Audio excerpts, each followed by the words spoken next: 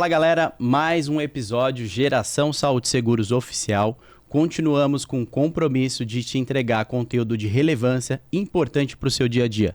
Seja você prospecto, cliente, amigo, corretor, todas as pessoas que estão dentro de um ecossistema que querem informações relevantes. Nós somos a Geração Saúde Seguros, esse é o nosso canal oficial e eu quero que você, que já nos acompanha, curta, compartilhe, ative o sininho e divulga para que a gente continue entregando esse material para muito mais pessoas. E agora eu já venho para as apresentações. Hoje nós vamos falar de um assunto super interessante. Um assunto que está na boca do povo, da população brasileira no momento. Nós vamos falar sobre dengue e a proliferação da dengue. E para isso eu trouxe um especialista. Para isso eu trouxe alguém que domina o assunto, que está nessa batalha diária contra a dengue, que está no dia a dia brigando por mim e por você dentro dos hospitais. Trago hoje Dr. Luiz Taveira, mais conhecido como Dr. Taveira. Formado pela Universidade Federal do Pará, ele é infectologista pelo Instituto Emílio Ribas, atuante hoje dentro dos principais hospitais de atendimento público. Hospital Mandaki, Hospital Planalto, hoje mais conhecido como Valdomiro de Paula, em Itaquera, Hospital do Servidor Público Municipal, e está nessa batalha aí contra dengue, gripe, pneumonia, chikungunya, H1N1, Covid, tudo que está acontecendo dentro do hospital. Doutor, muito obrigado por aceitar nosso convite, pela disponibilidade. Sei que a agenda é bem concorrida, foi difícil a gente chegar até o dia de hoje, queríamos falar já de dengue há alguns dias atrás, mas conseguimos. Obrigado pela oportunidade e fala um pouquinho quem que é o Dr. Luiz Taveira. Bom dia a todos, obrigado pelo convite. É um prazer grande estar aqui, né, para esclarecer, para ajudar as pessoas, ajudar a fazer a orientação, né, a divulgação de como está a situação em relação às infecções virais, no caso, vírus respiratórios da gripe, o vírus da dengue, que a gente está vivendo o atual momento, né, de epidemia no Brasil todo. O estado de São Paulo está realmente um aumento muito assustador de casos, né, de confirmados. A gente teve essa epidemia em Brasília no final do ano. Eu fiquei sabendo lá que teve muitos casos e em outras cidades, né, e regiões do Brasil. E assim, eu sou médico formado lá no Pará, né, na Universidade Federal do Pará.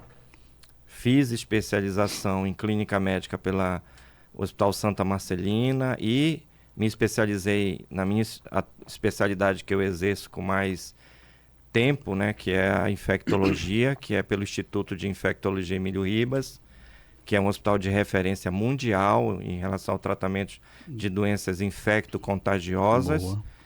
E também faço trabalho em unidade de terapia intensiva também, exerço a parte clínica, né, tratando doentes mais graves, né, que são aqueles doentes que precisam de um tratamento intensivo, uma UTI.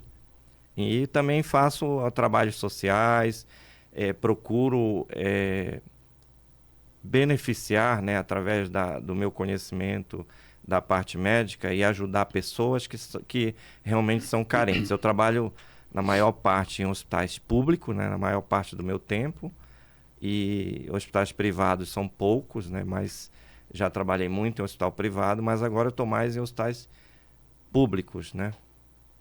Então é um polivalente em prol da nossa nação? Cuidando da saúde de todos?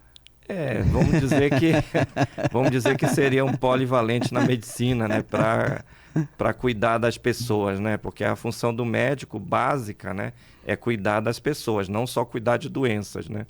Boa! Nós vamos falar disso daqui a pouco, inclusive. Você já deu um spoiler e eu acho que é um assunto super interessante a gente falar de cuidados de pessoas e não somente de doenças.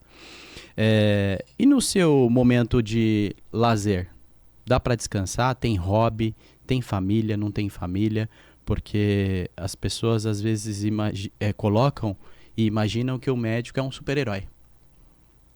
E que ele não sente dores, que ele tem os momentos ruins, os momentos de alegria, que ele não aproveita a família porque ele não tem tempo para ter espaço para a sua vida familiar, ou sua vida espiritual, ou até outros negócios além da medicina.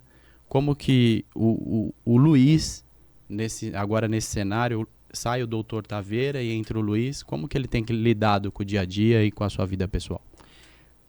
Tenho família, tenho uma esposa, a Nara Cristina, né? E tenho 3 filhos, 2 meninas, que são a Inês Vitória, a mais velha, a do meio, que é a Maria Luísa, e tem o meu filho Luiz Vinícius, que é o caçula, né? Que é o filho homem. E, assim, procuro... a gente sabe que é um corre-corre. A minha vida é um corre-corre, né? Como médico, a gente tem correria. Vai de um hospital para o outro, vai de um plantão para o outro. Então, a gente procura, né, ter um tempo para a família. Eu sou cristão, me considero um cristão evangélico, e procuro ir geralmente numa igreja, com a família, procuro fazer um almoço com a família. Às vezes aos domingos, quando eu estou de folga, vou almoçar com a família, ou em casa, ou em algum local, né? E também o meu hobby que eu gosto é de assistir futebol, né? Eu já fui assim, joguei o Um bom jogador. Não fui um bom jogador, né? Eu jogava um futebolzinho assim, assim, numa quadra, às vezes num campinho, assim, de várzea, né? Mas, assim, faz muito tempo que eu não faço isso. Mas eu gosto de assistir futebol, eu gosto também de assistir um cinema. Então, tenho a minha vida social. É pouco, mas eu tenho vida... E gosto também de ir em locais de festa, gosto de dançar, gosto de extravasar um pouco o estresse, porque realmente a área de saúde, de um modo geral, né, é estressante, porque você está em hospital, você tem que prestar assistência de saúde às pessoas. Não é fácil, é estressante, porque a gente não depara só com casos simples, né? A gente depara com casos bem complexos. A responsabilidade é tremenda, porque quando a gente fala de saúde, naturalmente a gente está falando de vida. Sim. E com a vida, seja ela de qualquer ser humano, a gente não pode brincar. E vocês, como profissionais da área, têm que ter todo um cuidado, protocolos e assistência da melhor forma possível. Sim. Vamos falar do assunto do momento, mas antes da gente entrar no assunto dengue, acho legal a gente frisar que os hospitais, sejam eles públicos ou privados, no momento eles estão com alta demanda de atendimento, e não é só por causa da dengue, né? Então, estudos têm mostrado que a Covid tem uma retomada, sim, a HN1 está com grande proporção, a gente tem muitos quadros de pneumonia também se agravando. Como que está essa situação dentro do hospital? Como que vocês estão conseguindo lidar, inclusive, com essa alta demanda de procura e saber filtrar o que caso é A, caso B, caso C, qual o detalhamento, qual o diagnóstico, qual o primeiro passo que se faz ali numa triagem dentro do PS para poder diagnosticar da melhor forma possível, porque eu sei o quanto é desafiador para vocês, porque existem muitas pessoas querendo ser atendidas e, ao mesmo tempo, vocês querendo entregar o melhor trabalho da parte de vocês, e na correria tem que lidar com o tempo, que é precioso, mas ao mesmo tempo entregar uma qualificação de atendimento. Me conta como que está esse dia a dia no hospital. Nós tivemos um aumento muito grande de atendimentos, né, nas UPAs, nos pronto-atendimentos, nos pronto-socorros, e todos eles têm que haver uma triagem, porque tem casos leves, tem casos moderados e tem casos graves, seja de gripe, né, vamos dizer assim, e dengue. Então, os casos leves podem ser resolvidos numa unidade básica de saúde e a pessoa pode tratar em casa, né? Alguns casos mais moderados e graves tem que ser tratado numa observação de uma UPA ou de um hospital, de preferência um hospital, né? E a gente vê que aumentou muito a demanda de atendimento. Isso realmente vira um transtorno no hospital. Você tem pacientes que ficam com uma demora para ser atendido e, às vezes, essas pessoas, se não houver uma triagem realmente eficaz, muitas pessoas que estão esperando atendimento estão numa situação grave e são detectadas muito tempo depois, porque leva muito tempo para ser atendido, para se passar na consulta, né, médica. Então, por isso que tem que haver a triagem, uma triagem eficaz. Geralmente a triagem é feita por enfermeiros. Os enfermeiros, eles fazem a triagem no hospital, na entrada, vê os sinais vitais, vê qual é o sintoma principal, os sintomas. E pelos sintomas dá para você saber se é um caso leve, se é um caso moderado ou grave. Geralmente a classificação da dengue, nós temos classificação A, B, C e D. Sendo que A são aqueles sintomas bem leves, onde o paciente só sente uma dor de cabeça, que não é uma dor de cabeça forte, uma dor atrás dos olhos, que não é forte, uma febre, que não é muito alta, e o paciente está em bom estado geral. E aí dá para você encaminhar ele para um atendimento numa UBS, que é onde assim, vai ter uma orientação melhor, ou então ele pode ser encaminhado para casa, tudo, e não há necessidade dele ficar na UPA lá, esperando um atendimento que é mais para os casos moderados a graves. Então, a partir da classificação B, já começa a ver o moderado leve, vamos dizer assim, então sintomas um pouquinho mais intensos, tem prostração, o paciente está com uma desidratação, porque a dengue dá uma desidratação intensa. Por isso que o tratamento da dengue é o quê? Hidratação, seja por via oral, seja para tomar um soro na veia, no caso. Uma hidratação venosa, que a gente chama. E sintomáticos. A dor de cabeça da dengue pode ser uma dor de cabeça leve, pode ser forte, né? E também a dengue pode dar vômitos, náuseas, né? Enjoos, vômitos, dor abdominal, pode haver desidratação, pode haver presença de sangramentos, desde um sangramento leve pelo nariz ou da gengiva, como sangramentos mais graves, a pessoa vomitar sangue e também evacuação com sangue. Isso tudo dentro do quadro da dengue. Eu já estou falando para vocês entenderem o que é gravidade e o que é um sintoma leve. Num paciente que tem sintoma leve, ele não tem sangramentos. Ele não tem nem aquela presença na pele, aqueles pontinhos vermelhos e as manchas, né? Que são o que a gente chama de manchas avermelhadas, que podem simular até um sarampo ou uma rubéola, mas na verdade é dengue. E depois dessa mancha dá a coceira no corpo, porque a pele fica tão desidratada que há uma irritação na pele e você sente coceira. Então a coceira é mais pela pele que está seca, desidratada. E também, assim, aí a classificação B e C seriam os casos moderados, sendo que o C já é o moderado para grave. Aí esse caso, C precisa ser internado. E o caso D seria o extremo da doença da dengue, que é o caso da dengue hemorrágica, ou seja, o paciente está em quadro grave, teve uma hemorragia volumosa, chega até com pressão muito baixa, que a gente chama de estado de choque, que às vezes há necessidade de ser encaminhado rapidamente por uma UTI. Então, tem que ser feito todo isso na triagem. E claro que o caso C e D tem que ser encaminhado para uma sala de atendimento, uma observação ou uma sala de emergência, né, que a gente chama até sala de choque, para ser dado um atendimento mais intensivo para poder ser encaminhado para a UTI. Legal. E até para desmistificar que a internet ela pode ser favorável e também pode prejudicar. A dengue, qual é o formato de contágio? É unicamente por mosquito ou existem outras formas de contágio?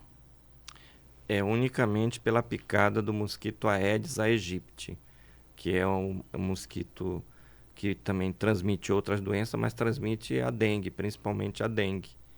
Transmite outras doenças, como chikungunya, Zika, né? Zika vírus. Transmite também a febre amarela, pode transmitir o vírus da febre amarela também. Mas é basicamente a dengue que a gente está vivendo esse surto de epidemia. Então, ele é o transmissor pela picada e é a fêmea do mosquito Aedes aegypti. Não é o mosquito macho, é o mosquito fêmea que leva o vírus e transmite através da picada. Tá? Agora, existe algum motivo principal por essa proliferação que está acontecendo hoje, que talvez está gerando até uma certa preocupação no Brasil? Aqui em São Paulo, a gente já tem um número muito alto de casos, com mortes confirmadas. Por que está proliferando tanto? É falta de cuidado e higiene dentro das casas? Cuidado com água parada mesmo? Ou tem algum outro... Teve assim, fatores para que realmente houvesse uma proliferação do mosquito, tá? Que é a intensificação nesse período de verão de chuvas, né? Então, teve o clima, teve também a falta de cuidados dentro das residências, do domicílio, que é deixar água parada, vasinho de planta e tudo. E a fêmea do Aedes aegypti, ela gosta de água parada e ela não gosta de água suja, ela gosta de água limpa. Então, você tem água limpa em casa, até naqueles recipientes que você deixa água em casa, que é o recipiente para a aguinha do seu pet, né? Do cachorro, do gato. Você deixa aquela água, você tem que trocar aquilo, porque a fêmea pode pousar ali aquele recipiente com água e colocar os ovos ali. E com a ação da água, eles eclodem e liberam novos mosquitos. Aí começa a haver a liberação primeiro das larvas ali, né? E essas larvas saem com o mosquito, já saem voando como mosquitos adultos, né? Então, você tem que pegar todo dia, né? Você tem que trocar, ou dia sim, dia não, pegar aquela água do Pets, você trocar aquela água e lavar com a água e sabão para tirar, porque os ovos, eles aderem na superfície desses recipientes. Então, e aí, e quando eles eclodem, liberam as larvas e aí o mosquito sai dali adulto e ele já sai podendo já picar, né? Levar. E lembrando que a fêmea que está com o vírus dentro dela, porque ela é um hospedeiro intermediário, o hospedeiro definitivo é o homem, então ela leva o vírus dentro dela e quando ela tem outros mosquitos, e os mosquitos fêmeas já levam esse vírus também, a carga genética desse vírus. Entendi. Dentro dela. Então eles já saem com o vírus para picar. Vírus. Por isso que a proliferação do mosquito tem que ser combatida por conta disso, tá? E a gente sabe que tem muitos criadores nas calhas das casas, as calhas entupidas, que água da chuva parada, recipientes que a pessoa joga, recipientes descartáveis, garrafa PET, aqueles latas de refrigerante. Todas elas são... Todas elas que vão reter líquido dentro, por pequena quantidade que seja de água, o mosquito ele entra ali, ela pousa ali, né, na água e deposita os ovos. Boa. Tá?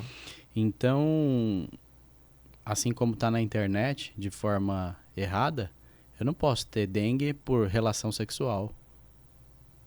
Não, ela não é uma doença sexualmente transmissível. Tá? Então, cuidado com o que você vê aí pela internet, tá, pessoal?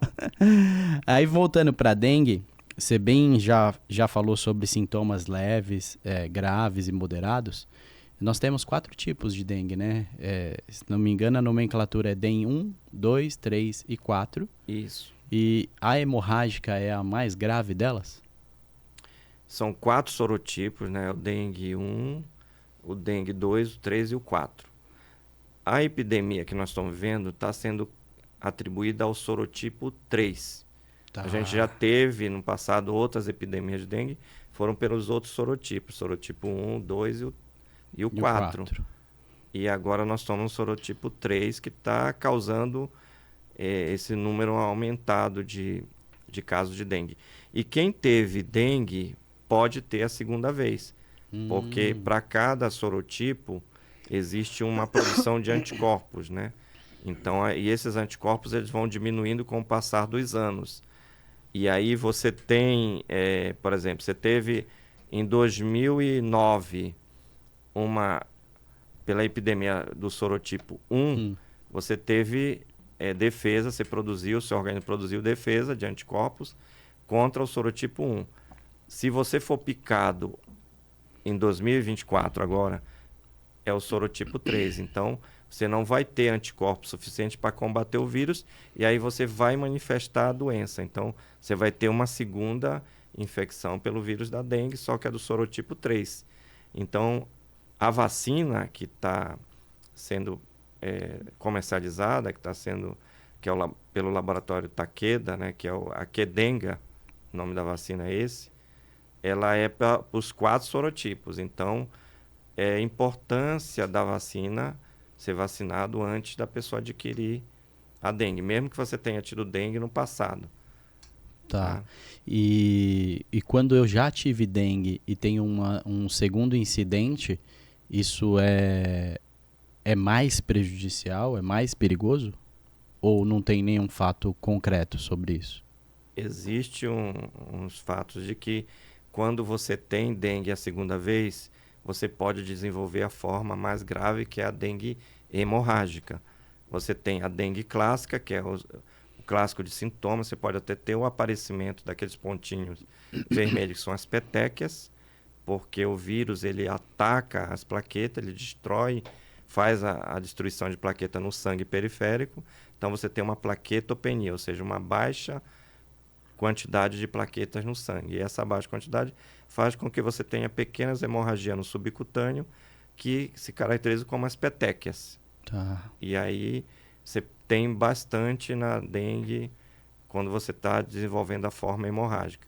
E você pode ter na dengue clássica, mesmo com sintomas leves, a presença de petequias. O exantema ele aparece em 40% a 60% dos casos.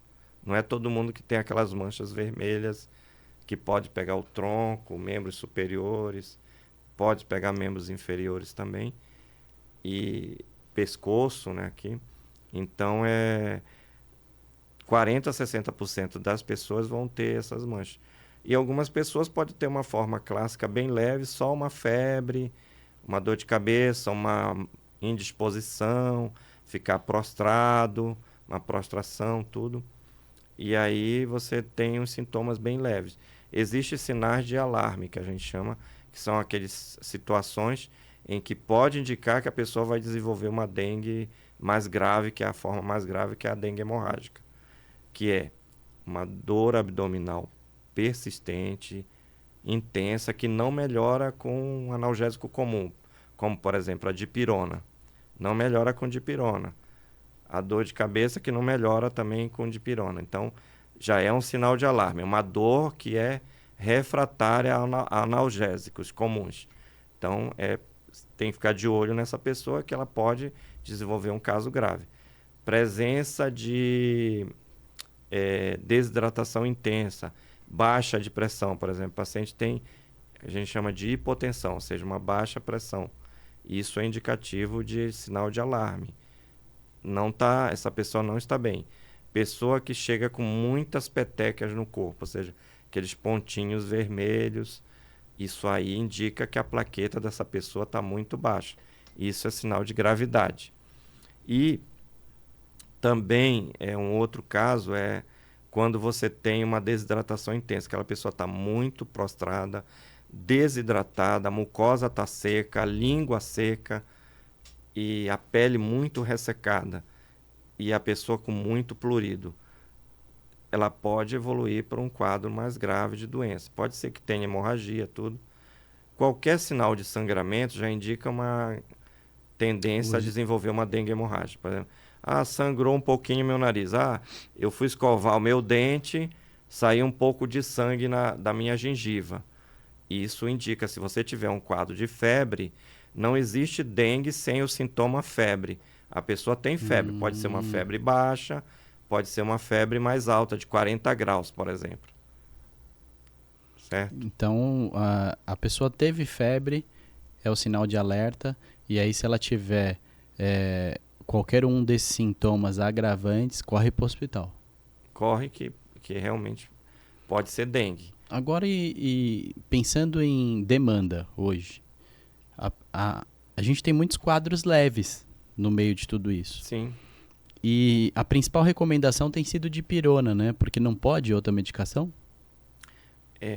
Você pode usar dipirona para como antitérmico e analgésico e o paracetamol. Você pode usar os dois e alguns casos que a pessoa está tendo febre muito alta, você pode dar dipirona e intercalar com paracetamol. Mas é indicado você usar ou dipirona ou paracetamol.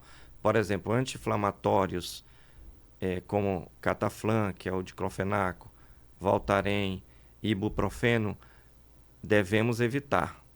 Tá? A pessoa pode até tomar, mas existe o risco desses anti-inflamatórios ajudarem a pessoa a ter uma alteração de sangramento. Tá? Entendi. Então eles podem agravar até a situação. Pode agravar a dengue, por isso que não é indicado. Uma outra coisa que não é indicado na dengue é o corticoide. Tá? Prednisona, hidrocortisona, deve ser evitado, porque o corticoide diminui a imunidade. E aí o vírus da dengue ele se multiplica mais na baixa imunidade, quando a pessoa tem queda de imunidade. A dengue já dá uma baixa imunidade, né? Então a pessoa pode estar sujeita a ter infecções, como pneumonia, junto com a dengue. Por exemplo, tem pessoas que têm duas infecções. Tem a infecção da dengue, do vírus da dengue, e mais o Covid, por exemplo, Covid-19. Já tivemos casos em hospital de ter que internar uma pessoa que está com Covid positivo e dengue positivo. E também dengue positivo e H1N1 positivo, influenza, por exemplo, vírus da influenza positivo. Então pode haver uma co-infecção, que a gente chama, dengue, mais uma outra virose respiratória, que aí o quadro fica mais grave, né? Com certeza, e muito mais vulnerável o paciente. Fica mais vulnerável, porque é sinal que aquele paciente está com uma imunidade muito baixa. Teve uma queda de imunidade e aí aparecem outras viroses. Às vezes aparece herpes labial. Pessoas que têm herpes devido à baixa de imunidade para dengue manifestam herpes labial, herpes genital. Entendi. Agora, a automedicação não é recomendada em nenhum momento.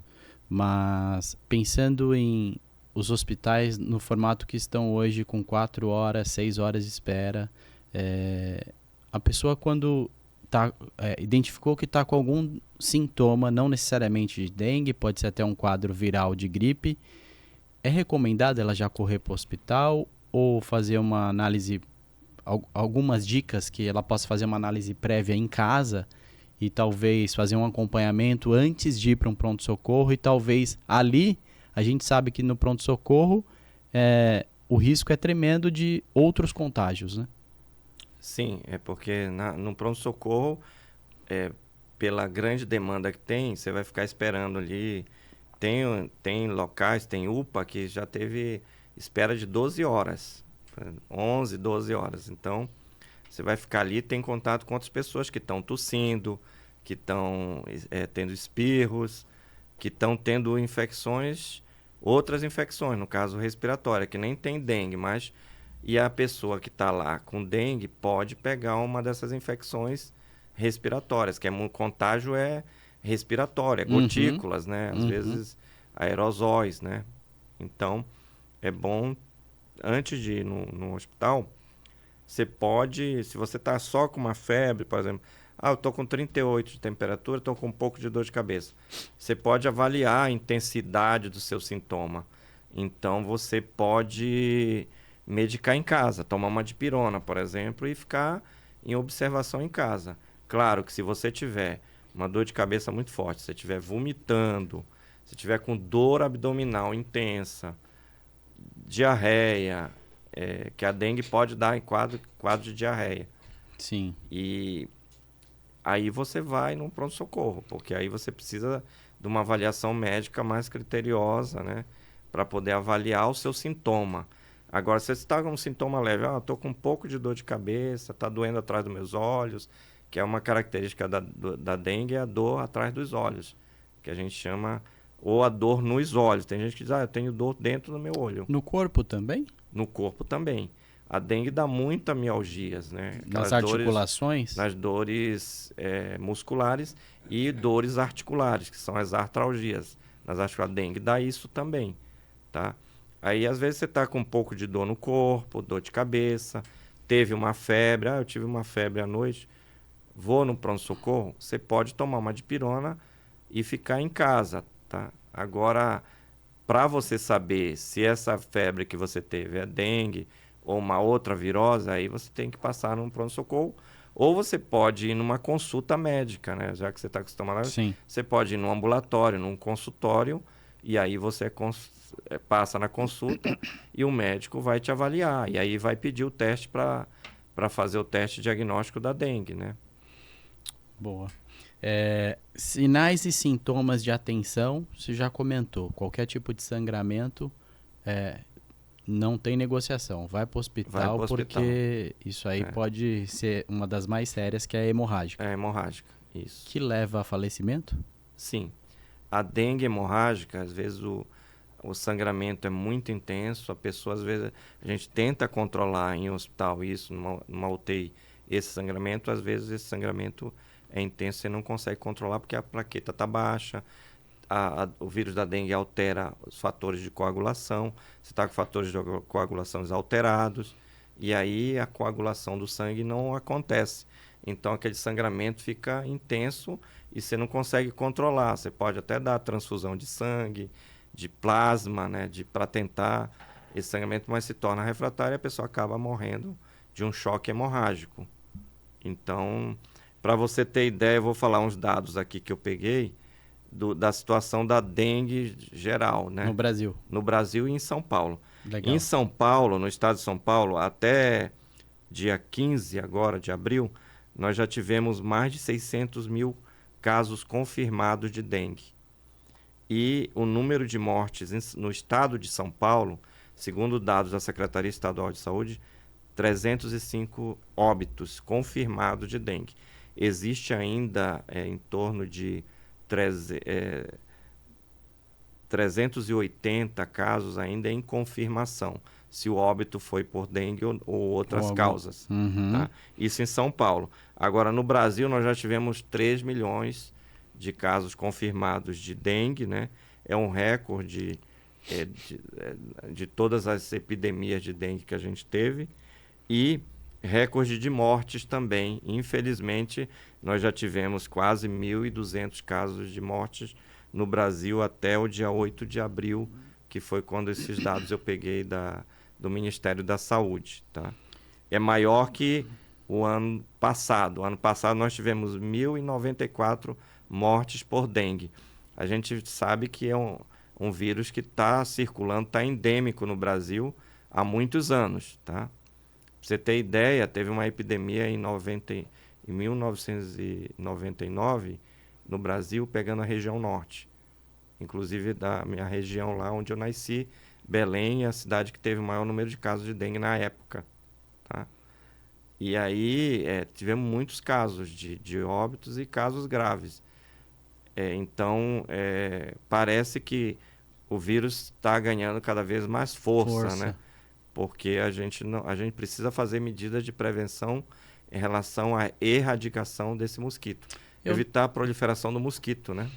Eu noto que nos anos anteriores eu percebia mais o pessoal na rua fazendo checagem dentro das casas. Esse ano, particularmente, eu não vi ações como essa. O que o Ministério da Saúde ou o governo em geral tem tomado de ações, se o doutor souber, na prática, o que você tem visto de ações que possam favorecer para a melhora da dengue? Antigamente fazia-se aquela revista nas casas, né? Com mais frequência, realmente. Já tinha até, inclusive, aquele carro que eles chamavam de fumacê, que jogava aquela fumaça. Não sei se aqui em São Paulo fazia isso, mas lá na região norte se faz muito isso. Porque lá é a Amazônia, então você tem muita floresta e o mosquito gosta de mata, né? Então ele gosta de... Por isso que os terrenos baldios que tem aquelas matazinhas, né? Tudo, tem árvores, tudo, retém água parada, né? Até nas folhas, né? de árvore que cai no chão, pode ter um pouquinho de água parada e aí o mosquito prolifera ali. Então, as matas têm muito mosquito, né? Tal. Então, lá na região norte, ele jogava esse fumacê. E também, eu acho, assim, existe nas periferias de São Paulo, não no centro, mas na periferia, ainda tem esses agentes comunitários que vão de casa em casa ver se tem criadouro de mosquitos, se tem foco de mosquito. Principalmente quando há aumento de casos. Por exemplo, a região de Itaquera, onde eu trabalho no Hospital Valdomiro de Paula, lá foi o local de São Paulo, um dos locais, dos bairros que teve maior número de casos de dengue. E eles estão indo nas casas, a vigilância epidemiológica e sanitária de lá, da região, da regional, está mandando esses agentes comunitários ir nas casas para ver se tem foco de mosquito. Principalmente, por exemplo, se numa rua teve um número de casos muito alto, né? Aí nessas casas eles vão lá de casa em casa para ver onde é o foco do mosquito, então, para tirar. O trabalho está sendo mais pontual em cima de histórico. Pontual de acordo com a epidemiologia da região. Tá. E nós, como meros mortais, o que nós podemos fazer para se proteger? A gente pode ver nas nossas residências se tem algum foco de água parada, ter o cuidado, como eu falei, dos recipientes de água dos nossos pets, né? Que são muito amados, né? Então, a gente precisa ver se não tem um foco lá. Água parada em casa, as calhas das casas, a região de área livre, porque o mosquito ele gosta muito de área livre. E o mosquito ele não tem hábito tanto noturno, tá? Como os pernilongos comuns que a gente tem, né? Sim. A diferença do pernilongo comum para o da dengue é que o mosquito, a Aedes aegypti, é um pouco maior que o pernilongo comum. E o mosquito da dengue, o Aedes, ele não é barulhento como o pernilongo. Ele faz aquele barulhinho no ouvido, né?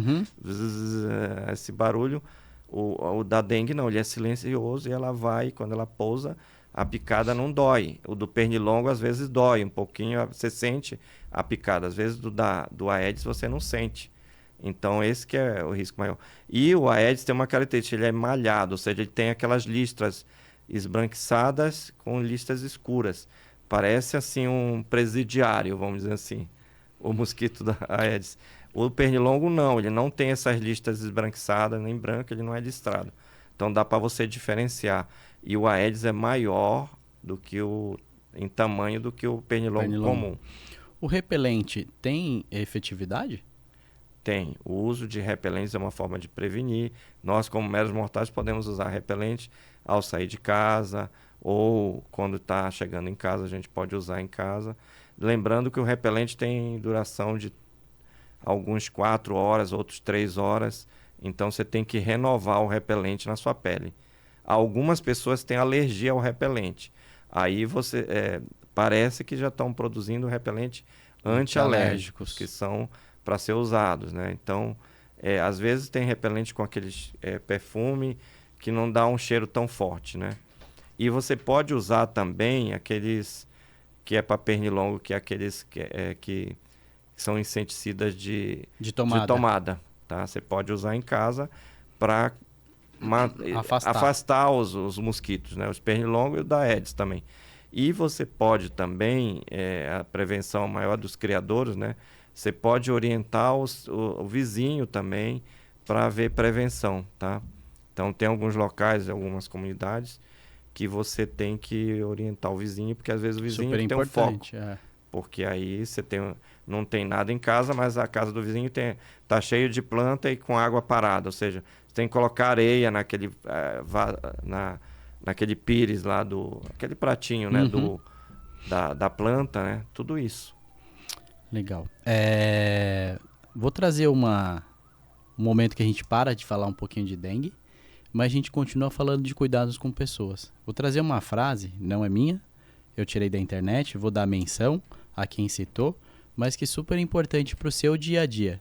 E aí eu quero que você comente sobre essa afirmação, sobre essa frase, o que você pensa. A frase é do William Osler, onde ele diz: o bom médico trata as doenças, mas o grande médico trata o paciente.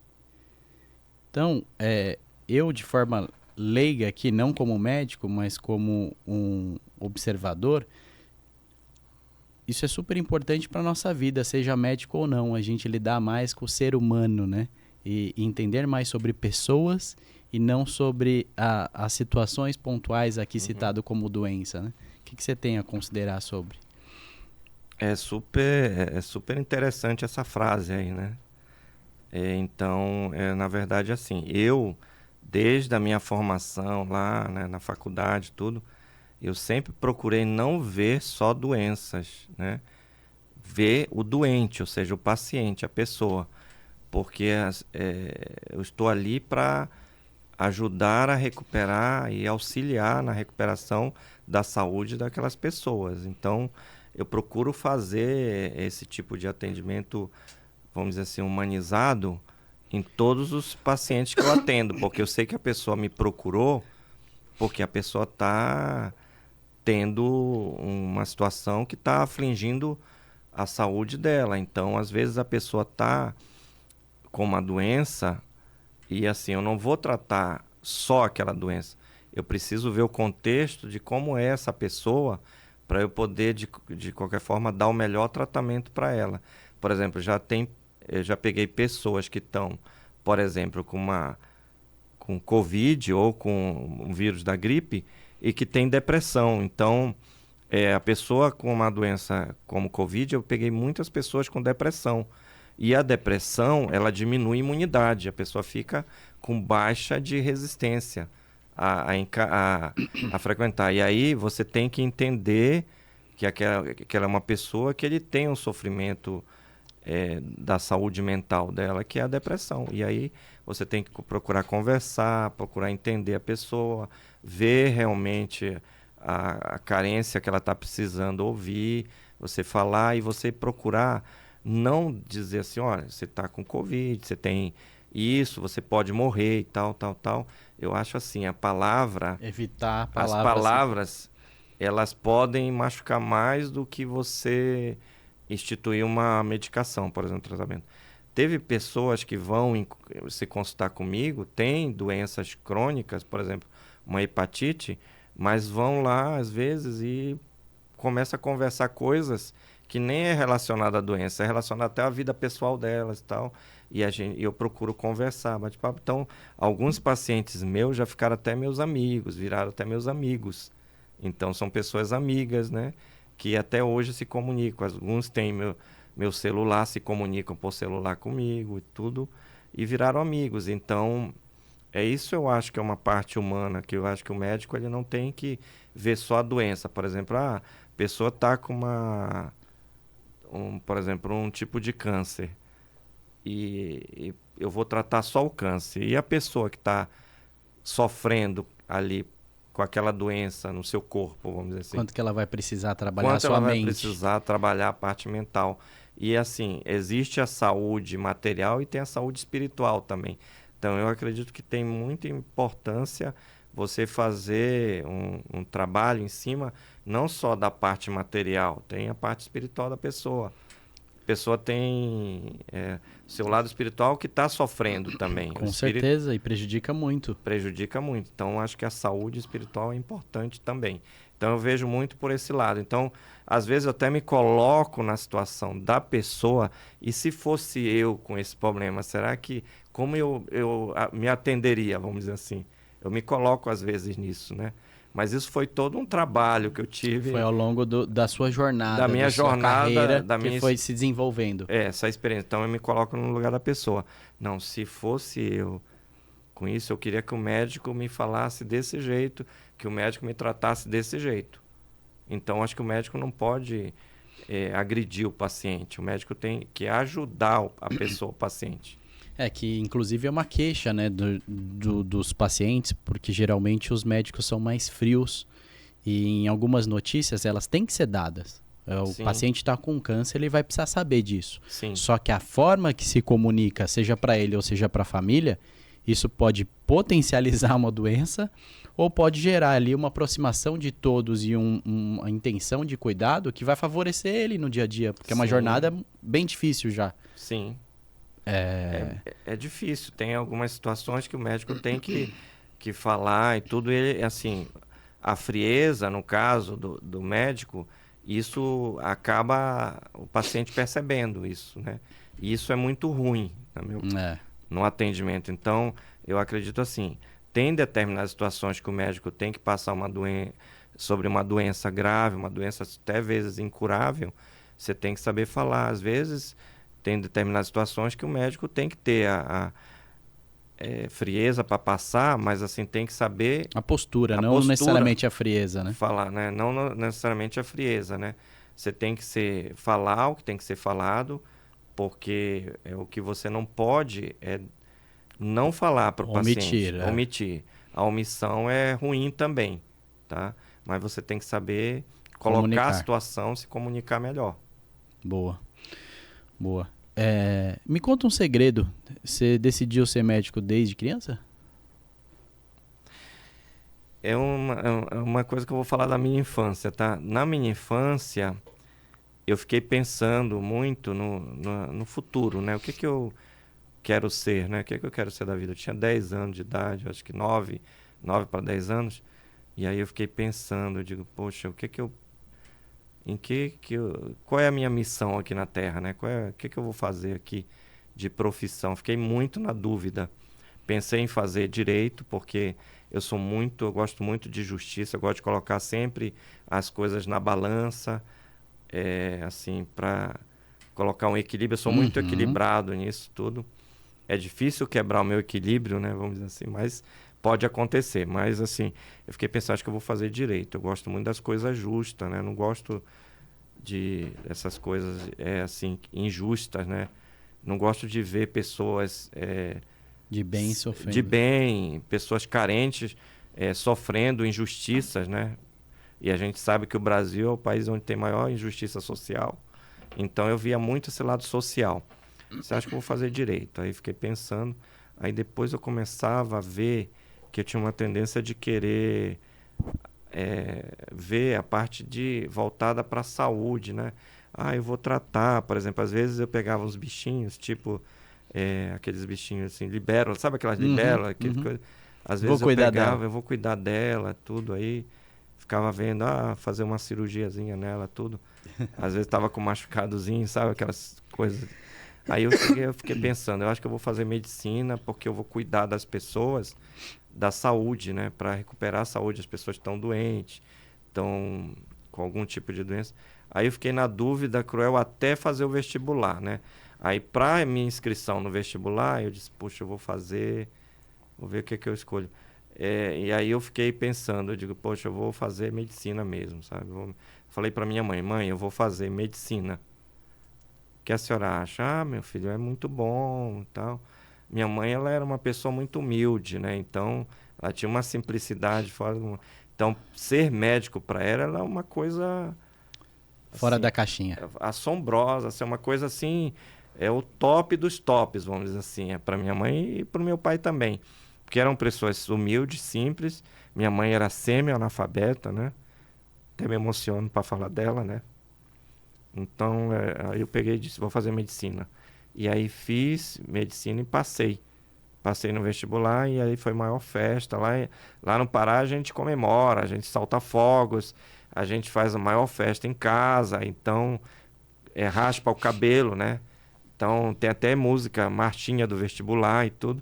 Então, é a maior festa lá no Pará quando você passa tudo. E o trote é cortar o cabelo. Então, você corta, os homens, eles raspam o cabelo, e aí você toma banho de tinta, te joga tinta, te joga o ovo, faz a maior festa, entendeu? Então, Um momento único, né? Um momento único. Então, aí eu fiz medicina e eu vi que realmente era o que eu queria fazer mesmo, era a minha vocação, então... Eu estou na minha missão ainda, eu tenho muita coisa para fazer ainda. E você não para de estudar, né? Porque você me compartilhou que está estudando agora no momento uma melhora de performance para o lado de marketing dentro da saúde? Isso. Eu estou fazendo uma pós-graduação em gestão, em saúde e marketing, né? Então, é uma outra visão, né, do que é a área de saúde, a medicina, tudo, né? Então, está sendo muito importante pela Associação Paulista de Medicina. E também eu fiz pós-graduação em controle de infecção hospitalar, que é dentro da minha área da infectologia, né? Pelo Instituto de Ensino do Albert Einstein, né? Então também fiz um estágio no Albert Einstein um tempo atrás de transplante de fígado, né? Eu era estagiário clínico, né? Não para fazer transplante, mas para tratar a parte clínica do transplante, né? De fígado, que é muito importante. E assim, tem várias coisas que eu tenho que estudar, né? Na época de faculdade a gente estudava mais, viu? Mas tem que continuar sempre reciclando, né? Sim, reciclagem é bom.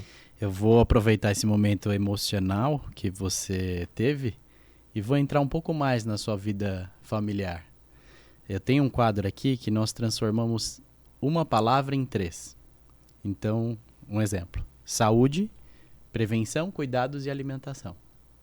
E aí eu vou trazer 3 palavras que foram escolhidas para que você me transforme elas em 3. E a primeira delas, família. O que ela significa? Quais são as 3 palavras que faz mais sentido para a família? Amor, patrimônio, né, e vida. Boa. Agora a gente vai pro lado profissional, medicina. Medicina é difícil, né, falar. Mas medicina é cuidado, prevenção e saúde. E agora, espiritual, fé. Fortaleza, conexão com Deus, né? E vivência de vida. Experiências, né? Experiência de vida. Fé. Boa.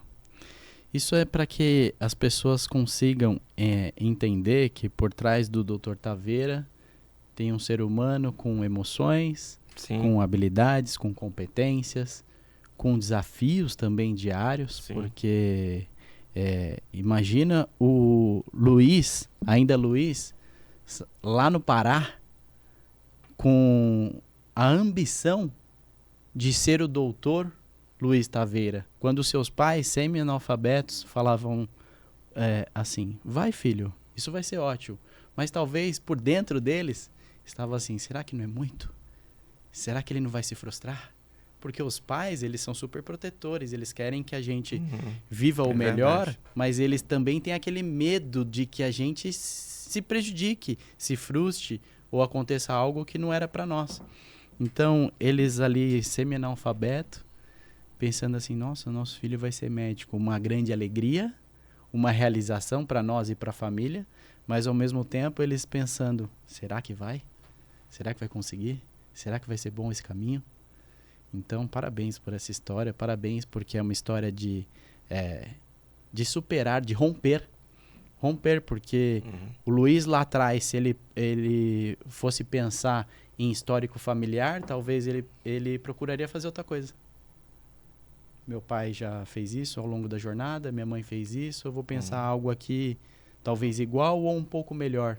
Não vou romper, talvez, a situação que a minha família viveu, e eu quero ir para uma próxima página, um próximo nível. Aqui já fica para a audiência uma superação, uma realização.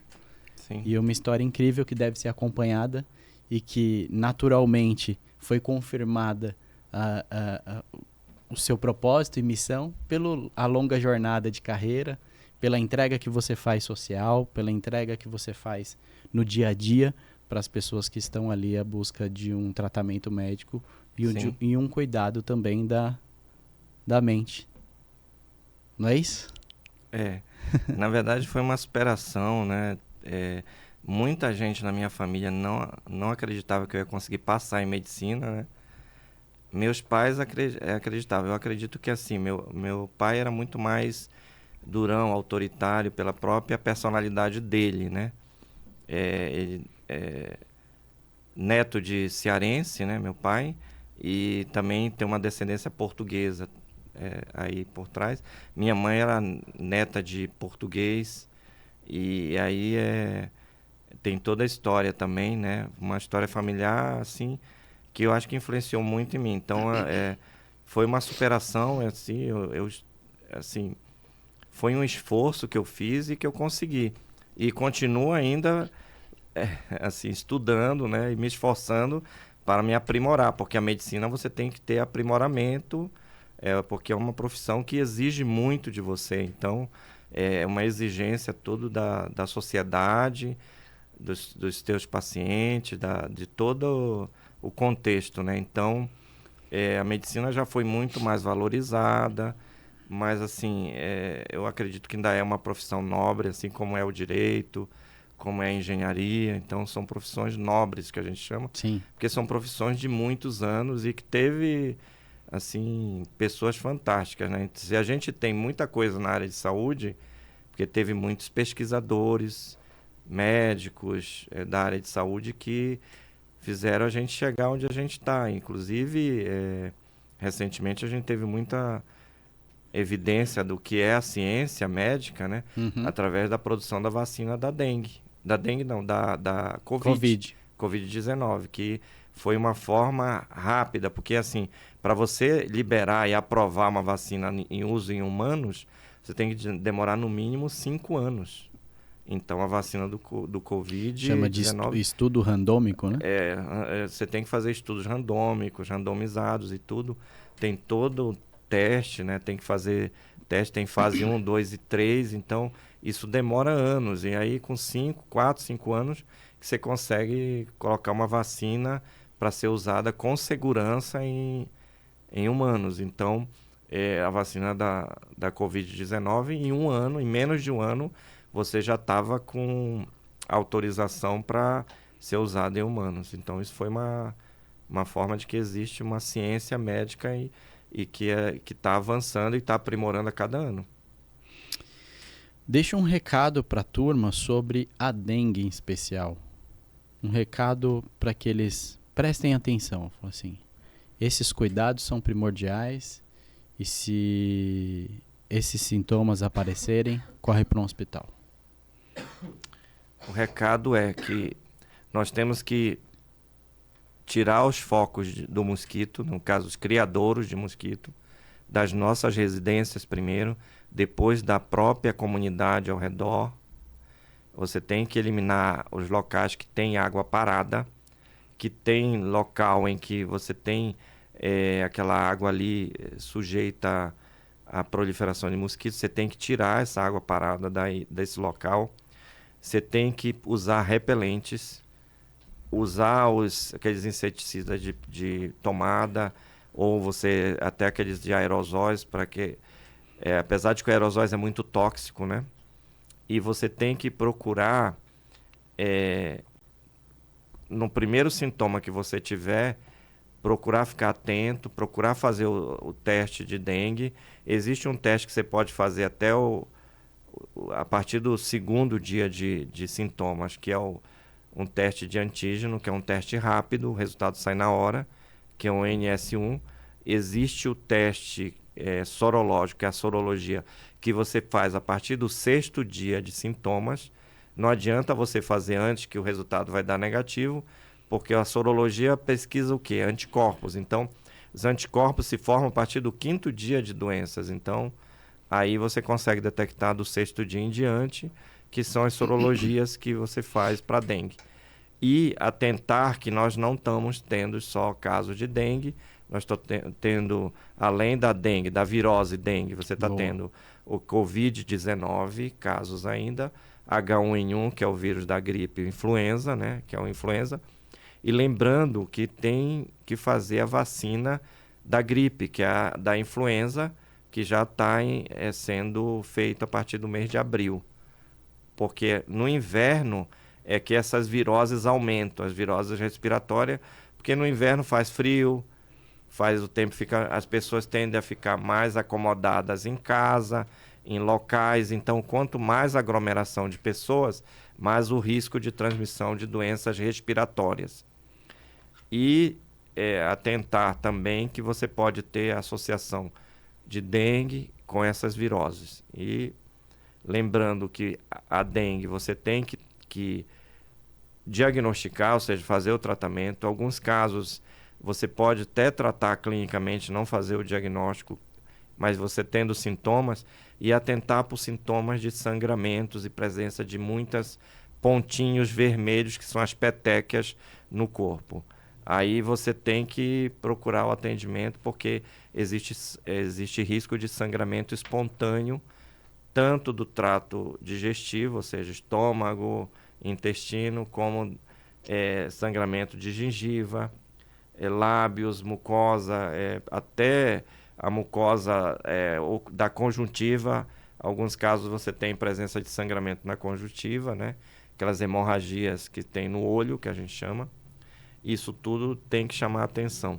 E se você tem sintomas intensos de febre, dores, seja no corpo, dor de cabeça, dor abdominal, você teve náuseas, vomitou, procura o atendimento médico. Eu sei que você vai enfrentar fila de espera, vai tudo, mas é bom você é necessário passar no médico. Seja numa UPA, seja numa UBS, seja num pronto-socorro ou num consultório médico. Você procurar atendimento de saúde é importante. E nós vamos vencer essa epidemia. Nós conseguimos vencer a pandemia de Covid, nós vamos vencer a da dengue e nós vamos conseguir, através de vacina da gripe e da própria Covid, nós vamos conseguir evitar que no meses de frio, que é a partir de junho, você tenha um aumento de casos de virose respiratória, que a gente sabe que pode dar caso grave. E a prevenção maior é das infecções graves, que é elas que podem levar à morte. Então, é que eu digo que a gente tem que prevenir antes do que remediar. Boa. Então, um alerta para vocês, da população em geral, e principalmente para as comunidades carentes, que as pessoas precisam dessa orientação de prevenção, precisam se prevenir. E a gente sabe que nas comunidades carentes, uma casa do lado da outra, aquelas casas, aquele conglomerado de casas, né? Então, existe um risco maior de dengue, de acumular criadouro de mosquito. Então é isso, o combate em relação ao mosquito, essa praga que a gente chama, que é o Aedes aegypti. Boa. Agora a gente entra num momento para falar um pouco da minha praia. O meu dia a dia é lidando com a saúde, só que de uma forma diferente, a saúde privada. Diariamente a gente recebe clientes interessados em contratação, clientes com um custo muito elevado e precisando de redução de custos, clientes precisando melhorar o seu atendimento, tem um atendimento A que não está sendo suficiente, quer melhorar para o atendimento B. Qual a importância que o doutor enxerga entre a saúde suplementar, que é a saúde privada, e o SUS? O quanto elas se complementam, o quanto que é importante o papel da saúde suplementar hoje no nosso país, até para que o SUS seja favorecido, talvez não tendo uma grande demanda e aí se qualificando mais o atendimento. Qual é a sua percepção em relação a esses mercados e a saúde do nosso país? A que caminho vai? A saúde suplementar, ou seja, alguns hospitais de São Paulo principalmente, né, eles prestam atendimento para o SUS. Por exemplo, nós temos Sírio-Libanês, que tem uma parte que presta atendimento do SUS, tem o Albert Einstein, tem várias Santa Casas que tem atendimento do SUS e tem atendimento também do privado. Do privado, né? Do mercado privado. Eu acho importante essa saúde suplementar. Eu acho que o SUS ele precisa ter essa saúde suplementar em hospitais que tem uma estrutura melhor de atendimento até do que um hospital público, né? Uhum. E, por exemplo, vou citar o Einstein, porque eu já estive lá. O transplante de fígado do Einstein, por exemplo, ele é todo pelo SUS. Isso mesmo. Ele é realizado pelo SUS. Então, você tem esse atendimento no hospital de ponta, que é o Albert Einstein. Então, e você tem, inclusive, um hospital que é só de transplante, que é o antigo Santa Catarina, ali a Vila Santa Catarina, né? Que fica ali na Zona Sul, ali na Vila Santa Catarina mesmo, né? É um hospital que é só de transplante do Einstein, é SUS, atende SUS. Então, eu acho que, assim, o SUS, ele tem deficiências, tem, assim, uma deficiências grandes, né? Você tem carência assim, de medicamentos no SUS? Tem. Você tem carências de profissionais no SUS? Tem também. Então, acho que a saúde suplementar para cobrir essas carências é muito importante no Brasil. Agora, eu vejo que a saúde pública no Brasil, a gente já teve uma situação melhor.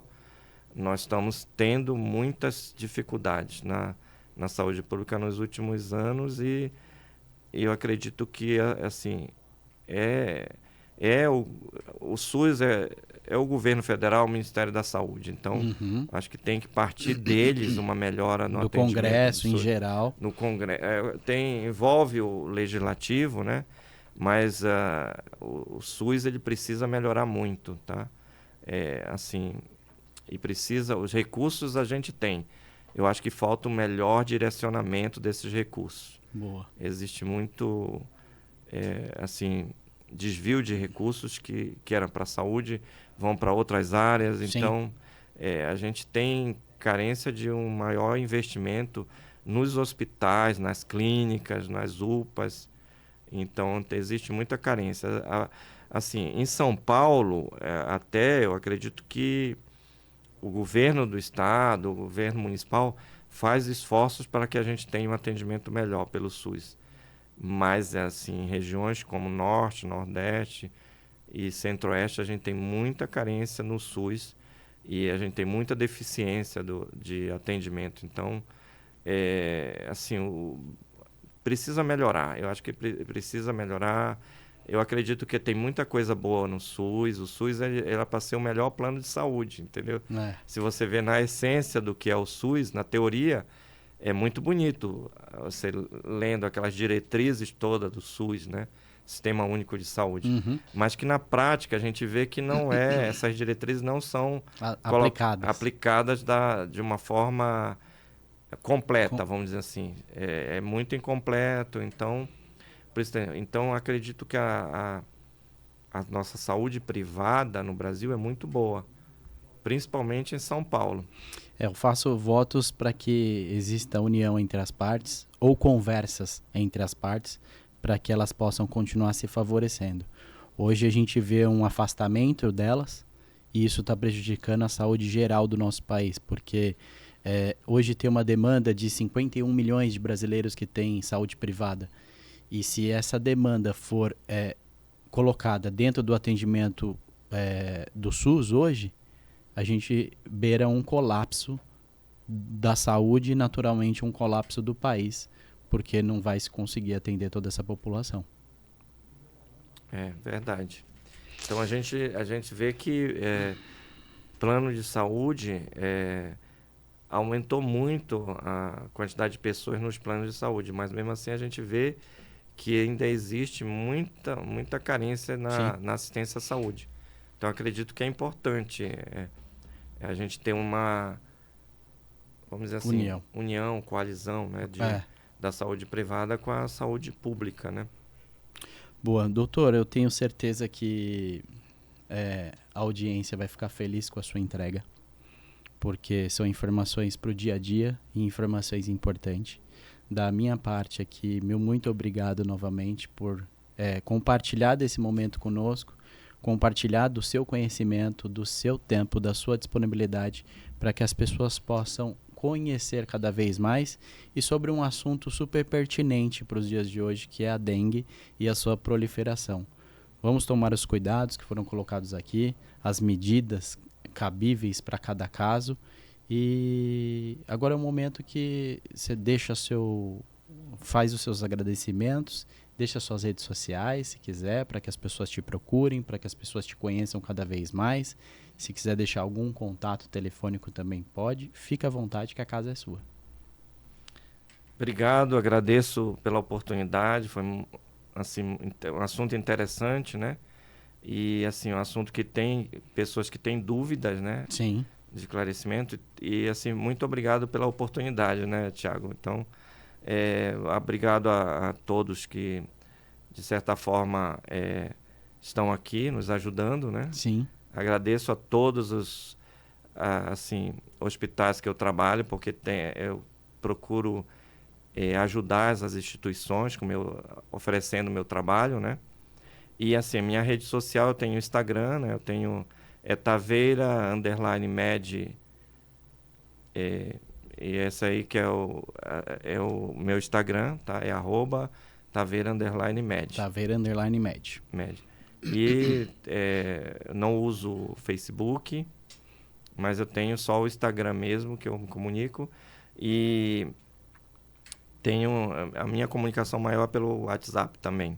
Mas aí as pessoas têm a maioria tem meu WhatsApp, né, dos hospitais. Então, acredito que é basicamente isso. E assim, agradeço muito essa oportunidade, né? Então, um grande abraço a toda a minha família, né?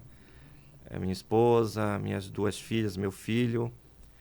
E, inclusive, meu filho está fazendo a área de informática, né? Ele está fazendo design de mídias e...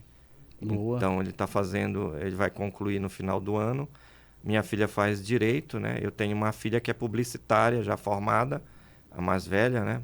A do meio vai formar agora no meio do ano em direito pelo Mackenzie. Então, um grande abraço a todos eles e um abraço também nos meus irmãos que moram em Belém, meu irmão que mora em Brasília, e um abraço em toda a minha família de Belém. E eu tenho familiares em vários locais, inclusive eu tenho uma prima que está no Chile, pra você ter ideia. Então, um grande abraço a todos. Então, muito obrigado. É isso, da nossa parte aqui, pessoal, meu muito obrigado por você nos assistir até agora. Doutor, mais uma vez, muito obrigado pelo seu compartilhamento, pelo seu tempo, pela sua disponibilidade. Grupo X, Geração X, Igor e todo o suporte, Grupo PEX, obrigado pelo momento que estivemos aqui. E ativa o sininho, acompanhe o nosso canal e da minha parte hoje é só.